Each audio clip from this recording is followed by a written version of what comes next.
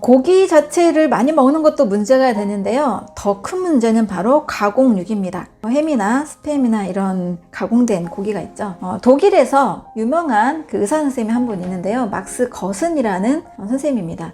이분은 100년 전에 무려 말기암, 또 당시 불치병이었던 피부 결핵을 다 완치시킨 사례로 유명한 분인데요. 지금도 딸인 샤롯 거슨에 의해서 거슨 연구소가 운영이 되고 있습니다. 이분은 식습관만으로 암이라는 질병, 또 많은 불치병들을 해결을 해냈는데요. 이분이 먼저 본인의 편두통을 치료를 하게 된 것이 계기가 됐습니다. 늘 식사를 하는데 항상 편두통에 시달리는 거예요. 독일의 보통 주식은 우리나라가 쌀밥을 주식을 하는 것처럼 가공 햄 그리고 빵을 거의 주식으로 먹죠. 그래서 이 가공된 햄이라는 것 자체가 나트륨이 굉장히 많이 들어가 있습니다. 그리고 여러 발암 물질들을 생성할 수 있는 성분들이 있어서 나이트로사민이나 또 숯불에 굽게 되면 또 벤조피렌 같은 이런 성분들이 생기게 되는데요. 여러 다양한 이 발암 성분들이 내재되어 있기 때문에 늘 편두통에 시달려 있다는 것을 깨닫고 사과와 당근, 케일, 샐러리 중심의 이런 과일, 채소를 통해서 몸에 나트륨을 빼내고 독소를 빼내고 두통이 사라지는 경험을 하게 됩니다. 이것을 이제 환자들에게 응용하니까 말기암까지도 치료가 되는 그런 사례들이 나왔는데요. 우리나라도 대한제암거슨의학회라고 해서 거슨 치료법을 응용해서 한국인의 상황에 맞게 치료를 하고 연구하는 곳들도 있습니다. 또 의사 선생님들이 본인의 자녀들이 좀 아팠을 때, 가족이 아팠을 때 주사나 어떤 표준 치료만으로는 해결이 안 된다는 것을 알고 면역력을 올리기 위해서 이런 거슨 연구소를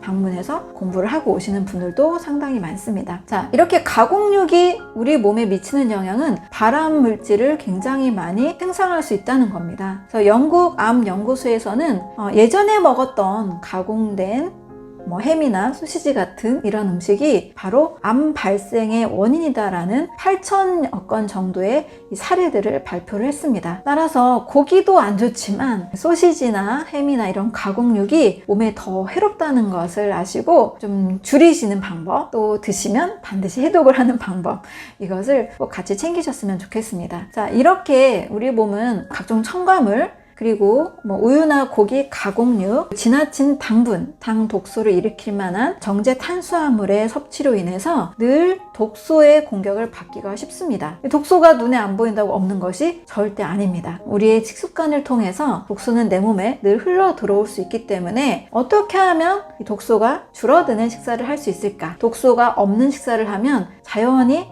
염증도 사라지게 됩니다. 염증이 없는 몸을 만든다라면 우리는 질병을 그렇게 두려워할 필요가 없습니다. 그래서 우리 인체는 늘 내 몸을 지켜내려는 방향으로 움직이고 있다는 사실을 기억하시고 바른 지식과 또 작은 식습관을 실천을 통해서 건강한 몸을 만들어 가셨으면 좋겠습니다.